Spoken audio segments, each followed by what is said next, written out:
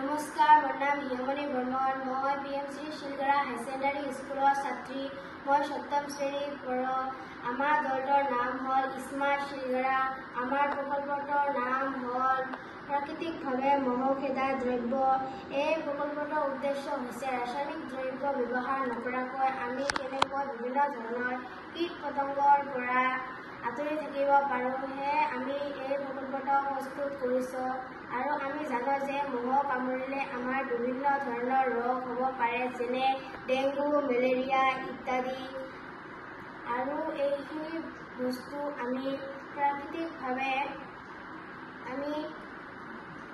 আমি ঘৰতে প্ৰস্তুত কৰিব লাগে, যেনে নিমপাত, কৰ্পূৰ, চিত্ৰনলা, নীলগিৰি ফুল, পদিনা, শুকান গোবৰ, নীলগিৰি তেল ইত্যাদি।